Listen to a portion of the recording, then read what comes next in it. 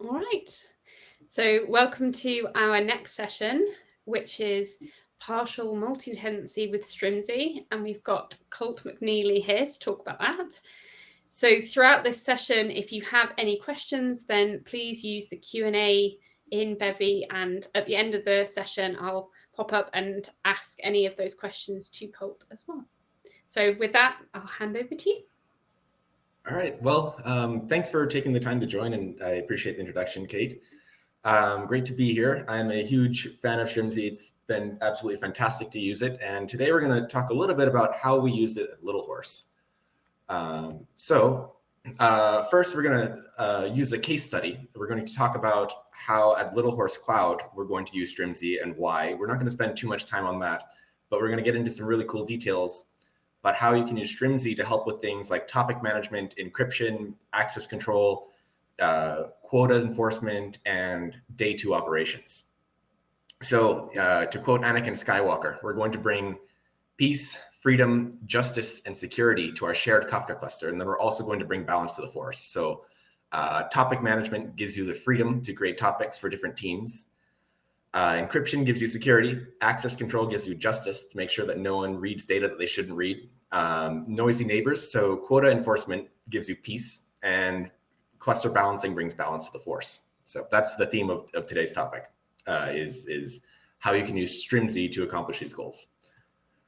So to start, we're going to use LittleHorse as a case study. This is not a presentation about LittleHorse, so I'm only going to spend 30 seconds on it. But LittleHorse is a workflow engine for coordinating microservices. It's very up and coming. We're a new startup.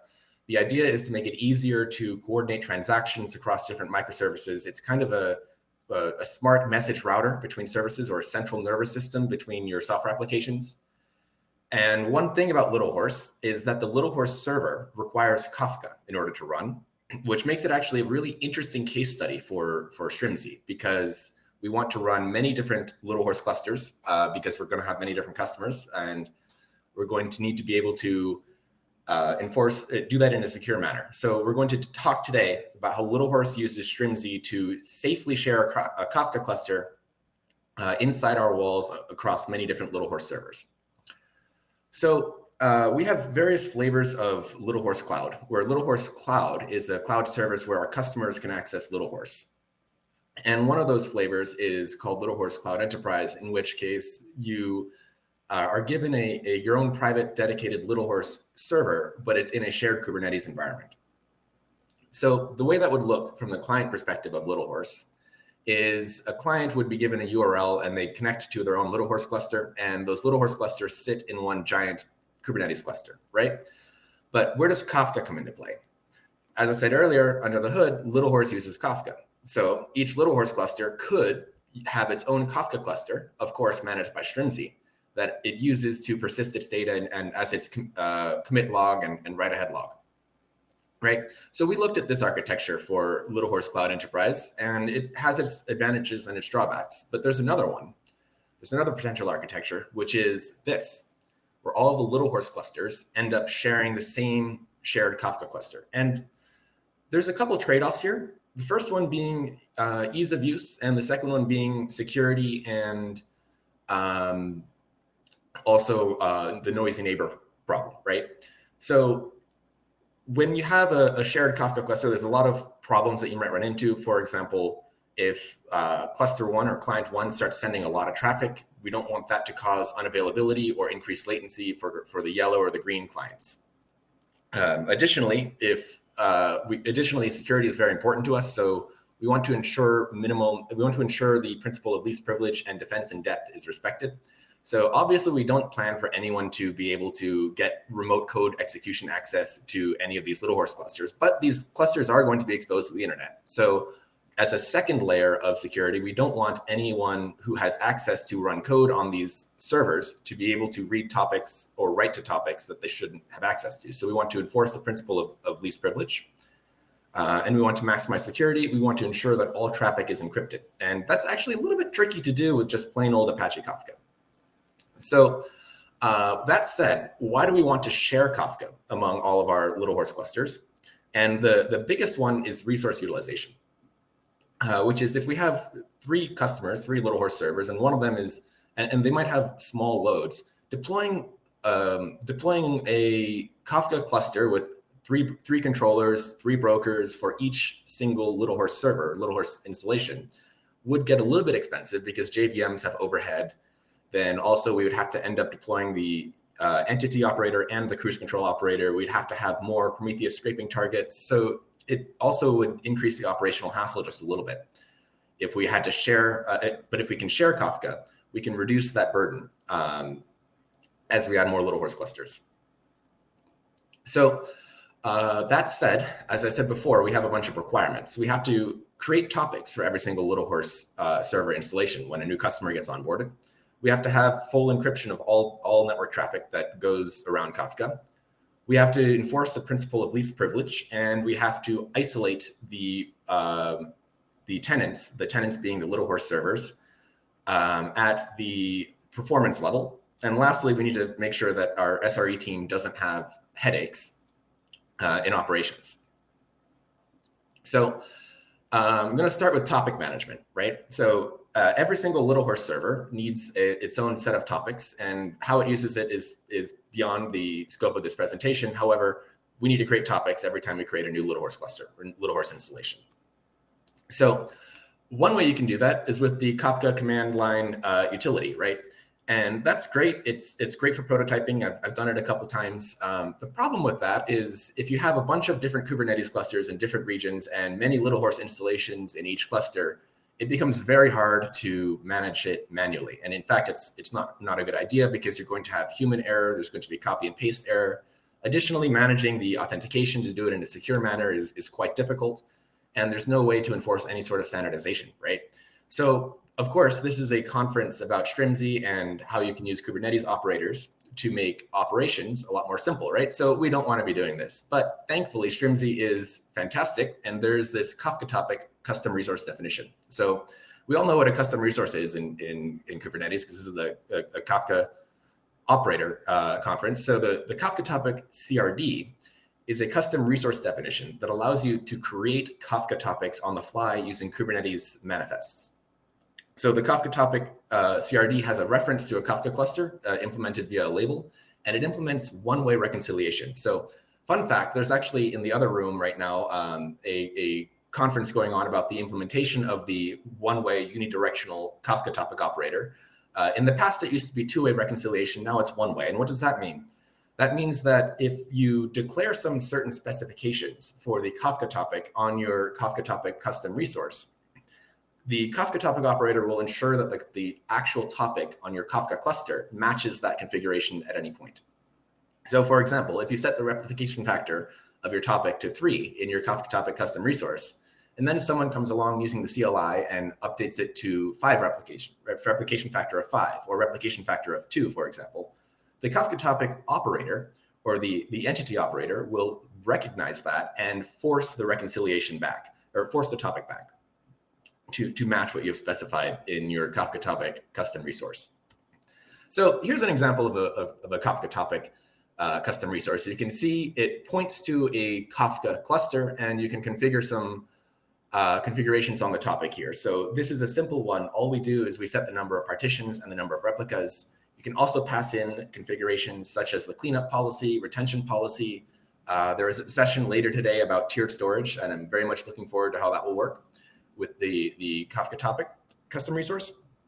But anyways, the fact that we now have it in a YAML file that is reconciled by Kubernetes solves the problem of how you can, in a standardized manner, create these Kafka topics in your organization. So one simple workflow that you can use is to make a git push with that KafkaTopic YAML in a repository, and then have Argo CD deploy that KafkaTopic custom resource to Kubernetes, and then Strimzi will reconcile the topic into your Kafka cluster. And this is fantastic, works very well. There's some other ways to do it when you have larger number of teams and you want to enable more self-service, perhaps without your team members having to understand everything about Kubernetes, or if you want to if you want to use different access control levels inside your organization. We can discuss that at the end, perhaps if we have time.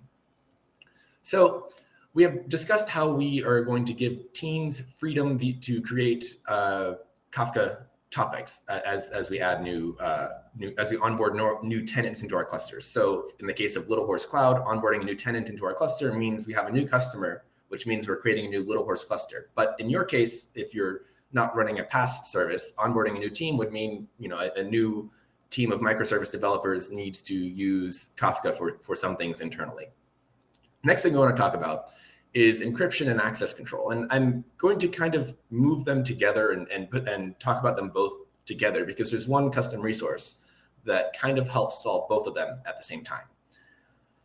So first of all, what do we need to encrypt? So a little bit about Kafka is it's a distributed system, and there are many different servers. So in this picture, I have two brokers. In a real cluster, there's brokers and controllers, and generally they are hopefully on separate machines. And the controllers and the brokers all need to talk to each other. And they do this for replicating data, for propagating metadata as well. So that's the blue arrows that we see right here, is the intra-cluster traffic for the Kafka cluster. We need to encrypt that. Additionally, Strimzi needs to talk to Kafka, right? Strimzi is, it needs to talk to Kafka in order to do things like determine which controller is the current leader, so that it doesn't, for example, in the Kafka roller talk, which we saw earlier today, so that we don't roll the leader over and over and over again. It needs to do things like reconcile Kafka topics, which we just talked about. So because of that, Strimzi needs to talk to the Kafka brokers themselves. And lastly, our tenants, which is the LittleHorse clusters, the LittleHorse servers, need to be able to talk to the brokers. So we have three types of traffic we need to encrypt. And when you think of encryption, I first thought of OpenSSL, right? And this looks fun, especially at scale when you have dozens of Kafka clusters and dozens of Kubernetes clusters and many different tenants of each Kafka cluster. So we don't really want to do that. Thankfully, Strimzi is amazing, and it does two of these three things for us out of the box, which is Strimzi will just transparently encrypt all traffic from the operator to the brokers, and it will also configure the brokers to communicate with each other in an encrypted manner. Now, a small note, I didn't put this on the slide because it would become quickly outdated, which is that if you run Kafka with Zookeeper mode as well, the communication between Strimzi and Zookeeper, and also between the brokers and Zookeeper, is automatically encrypted, which is fantastic. The reason why I'm not really spending too much time on that is because Kafka 4.0 is a couple months around the corner. Maybe there might be a 3.8 release, I think. But in 4.0, Kafka with Zookeeper is no longer going to be a thing. So for now, we don't need to worry about Zookeeper. And in LittleHorse Cloud, we're just going straight to KRaft mode. So at this point, we have encrypted traffic. Well, Strimzi has encrypted for us the traffic between the operator and the Strimzi operator and the Kafka cluster, and also between the brokers themselves. However, there's one more thing we need to encrypt. We need to encrypt the traffic between LittleHorse and Kafka. And we also need to simultaneously give each client, which is the LittleHorse cluster, an identity so that it can securely access Kafka and that Kafka can control what topics it can read to. So we're going to do both of those things using the Kafka principles concept, right? And we could create principles using the command line. And we know again that, the command line isn't really compatible with the whole GitOps movement or Kubernetes native development. It's very difficult, error prone, and we really don't want to take risks of having human error cause a security incident. So we don't really want to do this, but thankfully, Strimzi comes to the rescue with the KafkaUser custom resource. And this is a fantastic tool that Strimzi gives us, which is deployed as part of the entity operator, which allows you to create Kafka principles and manage them using a custom resource file as well. So this is the first part of a KafkaUser custom resource, and let's take a look at it. So once again, we reference a Strimzi cluster, and this is the name of the Kafka custom resource that we want to create the Kafka user on. And what we want to do right here is we want to create a Kafka principal that can be authenticated via TLS. So just as a refresher, in Kafka, there's various different ways to identify a client. So if you have a plain text listener, I think you can set the client ID and that determines the principal. That might be wrong, so fact check me, please. But you can also use SASL in order to determine the identity. And then in this case, we're using TLS or MTLS in order to authenticate the client to the Kafka cluster. And in this case, TLS is used for both, TLS is used to determine identity, and we'll see later how you can use the KafkaUser custom resource in order to enforce access control on top of that identity once the identity is established for the communication with the cluster. So once again, we have gotten to the point where you can apply Kubernetes YAML to GitHub or Bitbucket and then have some GitOps tools such as Argo CD or perhaps Flux create a custom resource in Kubernetes, which Strimzi will reconcile in order to configure the state of your Kafka cluster. So we can now manage topics and clients for Kafka. But how does this actually work? How does this actually work, right? So when I pass when the KafkaUser CRD gets created, the Strimzi KafkaUser operator will do two things. First, it will create a principal and configure ACLs on the broker side for it. And then secondly, it will create a Kubernetes secret, which has TLS certificates on it, and it will keep that secret up to date so that the LittleHorse clusters, LittleHorse servers can just mount that secret as a volume on the pod and use that pod to encrypt their communications with the Kafka cluster. So this is fantastic. We have now solved the problem of encryption for all three layers of traffic. We have the Strimzi cluster operator is speaking with the Kafka cluster in an encrypted manner. The Kafka brokers are talking to each other with an encrypted manner, and that's all thanks to Strimzi out of the box. And then with just a little bit of work, we can use the KafkaUser CRD to give ourselves certificates so that the LittleHorse clusters can communicate with the Kafka brokers in a secure manner.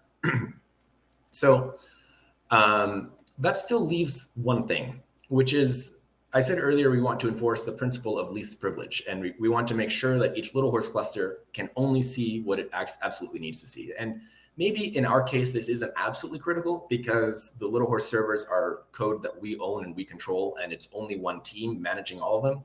However, in a larger enterprise or in an environment where different teams are running different environments, or different teams are running different microservices, it is absolutely critical sometimes to enforce access control so that each team can only access data that they really need to access. So Kafka has ACLs, access control lists. That's different from role-based authentication. So quick tangent on what is role-based authentication. I don't want to go too deep into this, but role-based authentication is where you define a role, and a role has certain capabilities. For example, a role could access topic A with the read ACL, and it could access topic B with the write ACL. And then different clients can assume that role. So you can have 10 different clients that all assume one role, and a client can have multiple roles, and the permissions are additive. Kafka's access control model is a little bit more simple, where you basically just have a client, and the client has permissions directly. And there's two types of ACLs in Kafka. You can give an ACL that applies to a specific resource, so a specific topic or specific consumer group or a specific transactional ID, for example. Or you can give an ACL that applies to all resources with a certain prefix. And if you look in the Kafka documentation, they describe the prefix-based ACLs as a way to enable some form of multi-tenancy. And the title of this presentation is Partial Multi-Tenancy on Kafka, not Full Multi-Tenancy. And the reason why it's partial multi-tenancy is because of two things. Number one is that the users of the Kafka cluster are all in the same organization, so they're somewhat trusted. There's a certain level of trust there. They're not completely adversarial. And the second is that the isolation mechanism has a prefix on it. So there are other forks of Kafka. One of them is a very big company, probably the most well-known company that provides a cloud service for Kafka. And one of their cloud service offerings is actually fully multi-tenant, where you are given a URL, a bootstrap server URL, and a principal, and it appears to you that you have full access to a Kafka cluster, but really under the hood, there's many people using the same physical servers. That is full multi-tenancy. It's not available in Apache Kafka, unfortunately. So the best we can do is use prefixes. So in the LittleHorse Cloud case, what we do is we give each LittleHorse cluster, which is our tenant, a prefix that isolates it. And what we do is our Kubernetes operator that runs LittleHorse will create a bunch of KafkaTopic resources.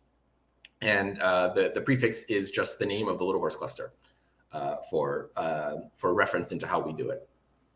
So here's how that looks on the KafkaUser CRD. This is the continuation of the previous screenshot of the KafkaUser CRD from a couple slides ago. You can see there's an authorization section, and we can add ACLs to these Kafka users. So for example, this particular Kafka user has the ability to describe the configs of, write and read and do any cluster actions on any Kafka topic whose name starts with lhcluster-lhkafka. And this is the prefix, right? And additionally, we have configured here that it can do anything, it can do any operation on a consumer group with that prefix, and it can do any operation on a transactional ID with that prefix. And that's needed because the application that we use uses Kafka transactions quite extensively. So obviously we need the ability to control, that's why we need idempotent write and the transactional ID ACLs. So there's a couple other Strimzi features in the KafkaUser CRD, which I should mention. I'm not going to go into detail on. One of them is that you can create Kafka users with different authentication types. So the one I showed uses authentication type of TLS. And there's the other option is SASL SSL, which uses the Scramshaw 512 implementation, and it creates like a user and a password. Just as how Strimzi's KafkaUser CRD generates a secret with TLS certificates, if you set the authentication mode to TLS, it will also create a secret with a user and a password and a SASL JAS config for you if you set the mode to this. And there's also an OAuth plugin, which allows you to use Keycloak as the identity provider. And it's quite cool. But unfortunately, because we don't have time, we won't go into it. And it turns out that we decided that it didn't make sense to use those two things for LittleHorse Cloud, and that TLS was the simplest one for our use case. So we have brought freedom, justice, and security to our shared Kafka cluster. Freedom being topic creation, justice being ACLs that control who can do what, and security being encryption. Now we need to bring peace. We need to solve the noisy neighbor problem. And that's very important for us. I think the ACLs are important, but that's just for a very bad disaster scenario, in which case someone has hacked one of the LittleHorse servers, which is very unlikely. But the noisy neighbor problem is very crucial for us. And this is if we have 3 LittleHorse users, or three LittleHorse customers, 3 LittleHorse servers, and one of them starts sending way too much traffic. The LittleHorse servers are using a shared Kafka cluster, and if that Kafka cluster gets overloaded, the other 2 users will notice that, and their latencies will start to spike, which we really don't want, right? So thankfully, Kafka has some quotas features, and these quotas are quite useful for what we're trying to do here, which is to actually limit the ability of one user, or one client, one customer, one LittleHorse cluster to overload the Kafka cluster. So once again, we're continuing building the same Kafka user custom resource specification that we started a long time ago. This is another section of the same custom resource. We can see here we have configured an amount of bytes per second that the Kafka consumers, any Kafka consumer with this client ID or this principal ID, can consume per second, and how much they can produce per second. Now, I do need to make a comment on how Apache Kafka works on quotas. Apache Kafka, as we said earlier, is a distributed system, which means that there are many different brokers that the data is scattered across. And when producing to a topic, especially if you're using a Kafka Streams application, which partitions things by keys, most requests go to a bunch of different brokers. And that means every client has to talk to every broker, pretty much. And the quotas are on a per broker basis rather than a per cluster basis. The reason for that is that it is very hard in a distributed system to coordinate cluster-wide quotas. Very, very hard, because the brokers would have to talk to each other about how much each client had consumed at a certain amount of time, right?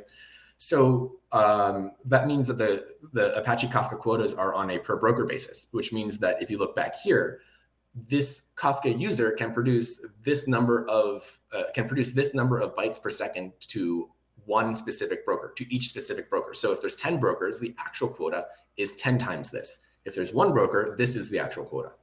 And it turns out that our customers don't really care how many Kafka brokers there are in our cluster. If they ask for like 1 gigabyte per second of throughput, they want 1 gigabyte per second of throughput. They don't really care how many Kafka brokers there are, right? So what we need to do is we need to figure out a way to use the Kafka quotas that come in Apache Kafka in order to give our customers the ability to give our customers a quota that makes sense for them. And in your case, in the case of running Kafka at an enterprise, each different microservice would need to have its own set of quotas as well, right? So this applies equally in the enterprise scenario. So what we have done is there's an approximation you can do.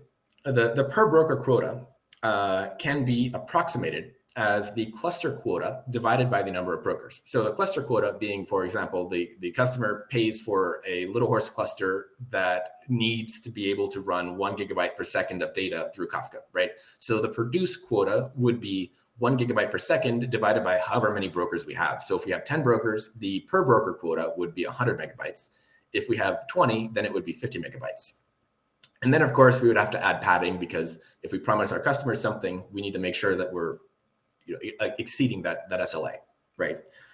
However, if you've been paying attention, there is a problem. The problem is balance.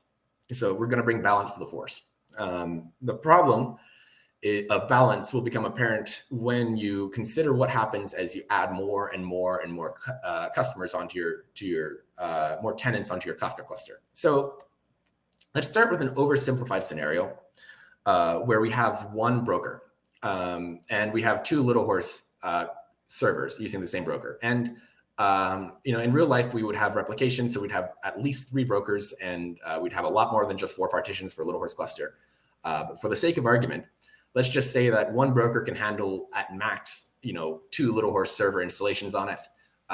In real life, it could handle a little bit more. But so now, if we want to add a new customer, we can't fit it onto the same broker. So we need to add another broker. And then the naive way of doing that is like this. However, now we have a problem, which is, let's just say that each customer wants to have a 1 gigabyte per second quota of produced throughput, right? The way we calculated it 2 slides ago would be, in this case, the per broker quota would be, 1 gigabyte per second is quite high, but per broker quota would be 500 megabytes per second. And that's a problem because the red cluster, as you see here, all 4 partitions for that cluster are on the same broker. So the red cluster will only be talking to one broker at a time, which means that the effective cluster-wide quota is 500, not 1 gigabyte, which is bad because now we're under-promising, or we're under-delivering on what we promised. So what we actually want is we want to properly spread the replicas across all the brokers, right? And if only there was a way that we could do that. And of course, because Strimzi has thought of basically everything that you would need to think of for Kafka. There's so many cool things that we're trying to, that we need to take advantage of, that we already take advantage of, that we just don't have time to talk about today, like Mirror Maker, Kafka Connect. Strimzi literally thinks about everything. It's awesome. So there's this open source project that will help us bring balance to the Kafka cluster, or bring balance to the force, which is the last phase in Anakin Skywalker's life. So there's this open source project called Cruise Control, and there's also I forgot that there's also a command line utility called Kafka reassign partitions.sh, which allows you to reassign partitions manually and basically tell the Kafka cluster what partition should have what broker should have what partitions on it, right? And obviously that's really, really hard to do. But there is a much better way to do it using Strimzi.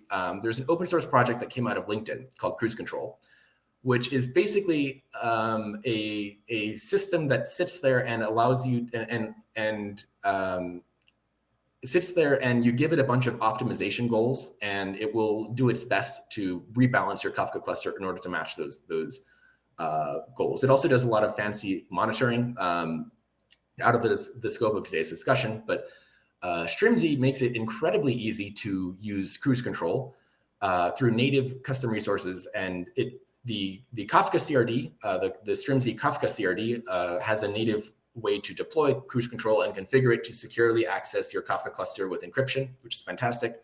And then the KafkaRebalance CRD allows you to use cruise control to rebalance your cluster without having any idea at all how cruise control works. So basically what you can do with the KafkaRebalance is point it to your Kafka cluster, just like the KafkaUser and KafkaTopic CRDs, and then pass in a list of goals, right? So in this case, I passed in a bunch of goals. And one of the goals that we had before was we want to evenly distribute the replicas for a topic across all of the cluster in order to make sure all the brokers in the cluster, in order to make sure that our quota approximation for the cluster-wide quota is actually respected and is actually accurate, right? And then these are a bunch of other goals that are the hard goals that are by default required for rebalance in order to make sure that the cluster is generally healthy. Like, for example, we don't want any one broker to be overloaded too much. And we also want to make sure that we have replicas for every single partition in different availability zones. So if we have a zone-wide failure, we can still continue processing. So how does it work?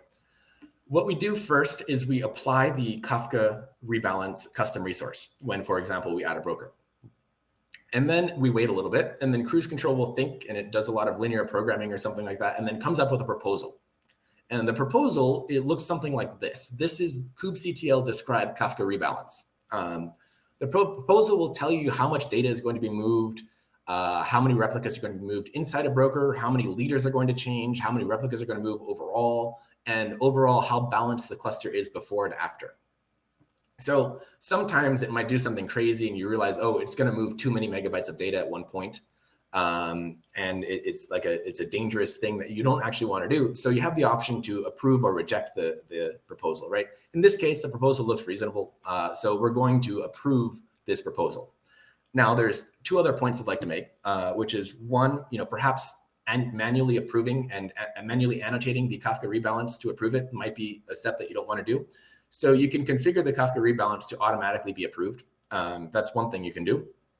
And the second point is there's a lot of configurations on cruise control that Strimzi has pretty sensible defaults for, which allow you to tune exactly how fast the rebalance happens, because there's the number of ongoing replicas that are moving at any given point in a batch of the rebalance. And then also you can configure the amount of bytes per second that are sent as part of the rebalance process. And there's this trade-off between how fast you want the rebalance to occur and also how disruptive you want to be. So for example, if you have no quotas and you just move all the replicas at once, there's going to be so much data being moved at one point that your users will feel the impact on their latency or their throughput.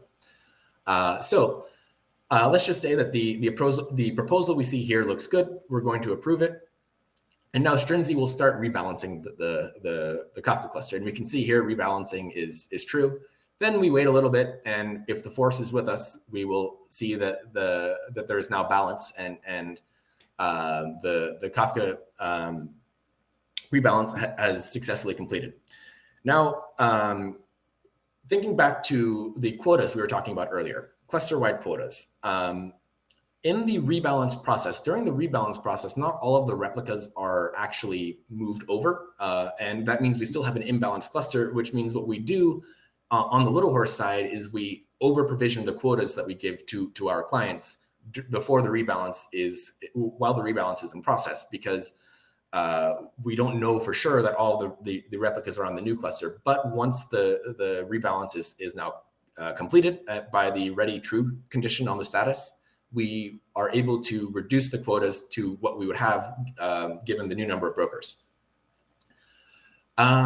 So we do have time for some closing notes, which are basically on how do you create these custom resources, the KafkaTopic and KafkaUser especially, and then the Kafka rebalance, which is a bit more of a special one. So there's a couple options.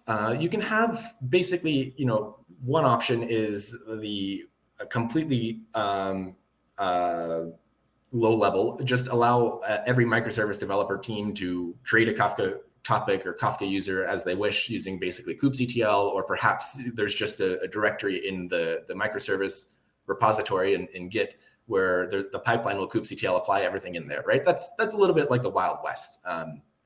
Another way you could do it is you could have a centralized repository a centralized Git repository managed by your infrastructure team with pull requests and such. So if a microservice developer wants to create a Kafka topic, he or she will open a pull request to create a Kafka topic custom resource in that centralized repository, right? That's nice because now you can have a grumpy maintainer of your organization's Kafka cluster who will reject things that don't make sense. But it's also a problem because there's a little bit more friction to getting everything to work. But on the flip side, it's very easy to see who has access to what all in one place. And then the third option is you could go, your platform team could go the extra mile and build like a self-service system with guardrails that really depends on the context of the organization. So for example, you could have you could create a YAML file or something with your own specific schema or a Helm chart that deploys each microservice. And there might be a values field in the Helm chart, which is a list of Kafka topic names with partitions and replication factor that you need to create. And then your pipeline could validate that you don't create any Kafka topics that are outside of your prefix scope, for example. But the problem with that is that's a lot of work for your platform team to accomplish. And then lastly, what we actually do is fancy Kubernetes operator. So this is what we do in LittleHorse. We actually have a Kubernetes operator that runs LittleHorse for you. What that does is that Kubernetes operator creates all of the Kafka topic custom resources and the KafkaUser custom resource needed for that LittleHorse cluster. And it also does a really cool thing. Don't have time to go into it today, but it basically has declarative scaling of the Kafka cluster using the KafkaRebalance CRD. So when we have an LH Kafka custom resource, which is basically a super thin wrapper over Strimzi, but every time you change the number of replicas, it will do two things, which is scale the KafkaNodePool and then create a Kafka rebalance, and then wait for the rebalance to complete, and then update the quotas of all of the Kafka users once the rebalance has been completed. Now, we're unfortunately unable to make that open source because it's so specific to our use case at LittleHorse, but I just wanted to mention it because it's a pattern that you can use if you have a lot of resources and Kubernetes operator expertise, and you don't really want to do the Wild West. You don't want a centralized repository, and maybe you want to go a little bit further than having a self-service setup with some guardrails. So that said, I'd like to really say thank you to a couple people. So first of all, the Strimzi contributors and community, like it's a small team, but it's absolutely incredible how much and how quickly features are released and how clean the API is. For our own internal operator, generally when we're not sure how to do something, what we do is we look at the Strimzi API and try to say, okay, is there anything we can learn from Strimzi before we actually add that feature to LittleHorse? So I've just learned a lot about how Kafka works, learned a lot about good API design just from using Strimzi. So I want to say thanks to the Strimzi team. Also, thanks to my team at LittleHorse. A lot of people were involved in making this possible. Saul, Mateo, Mihail, Edu, Ali. All you guys really helped with some of the ideas for this. And there's a bunch of other ones I couldn't mention. And thank you guys for watching. And also, I'm wearing the Sun Microsystems shirt. I want to say, I don't think he's watching, but thanks to my dad for making it possible to work on this LittleHorse project. So with that said, Kate, if you could help with any of the, I don't know how the Q&A process would work, but happy to take some questions now if we have 2 minutes. Yeah, of course. Thank you very much, Colt. That was definitely a really interesting session. We do have a couple of questions. So the first one was, so this was asked towards the beginning when you were talking about the mutual TLS connection between brokers. The question was, can we use service mesh like Istio instead of the Strimzi provided mutual TLS, as most of them use service mesh like Istio for pod to pod? Okay, that's a fantastic question. The answer is kind of. When there is Zookeeper is unfortunately incompatible with Istio. I tried it once, and the Envoy proxy doesn't really like to work with the Zookeeper pods. But now that there's KRaft, you can technically actually run not LittleHorse. You can actually run Kafka on Strimzi with Istio. However, the thing is that Strimzi, there's not really a way to disable the encryption, so you'd have double communication or double encryption, which is a little bit of overhead that you don't want. And also Istio doesn't have any Kafka features. So the Envoy proxy, there is a kind of an abandoned Kafka filter that doesn't really do very much. So you couldn't do anything like enforcing ACLs and such using Istio, unfortunately. Cool, thanks. There is, I guess, the future external cert manager integration might help with being able to disable, but I don't know. We're not sure if that's actually going to be a feature we'll offer or not yet. Actually, I was talking with a friend yesterday who also uses Strimzi, and that feature request came up. So okay, interesting. Which is disabling it specifically for Istio. And so then we'll do one more question, and then there's one more that I'll get you to answer in text. But the other live question we'll do is cruise control aware of which topics is owned by which tenant? If not, how do you prevent cruise control suggesting a rebalance that will potentially compromise your data throughput NFRs? I'm not sure what NFR stands for, but I think I understand the question. Yeah, I'm not sure what it stands for. Well, so you can pass in a list of excluded topics or included topics. So basically, you can use a regex to control what topics are affected by the rebalance. However, we haven't really considered that to be necessary because in our case, the number of partitions for our topic, because it's a Kafka Streams application, we have a lot because we want to limit the amount of data that's in each RocksDB instance. So we'll have 128 partitions per topic. And if we only have up to a couple dozen brokers, we just rebalance all the topics over all the brokers. It's not really a problem. So we don't necessarily need to make cruise control tenant aware. We haven't had that problem. So hope that answers the question. And then there's one more in the chat, but if you can jump in the chat after we finish. And okay. There's NFR, non-functional requirement. Non-functional requirement. Okay. I think I answered the question anyway. So cool. But yeah, we'll leave this session here. So thank you very much, Colt. And yeah, our next session is going to be support tiered storage in Strimzi operated Kafka in 10 minutes. Can't wait to watch that one.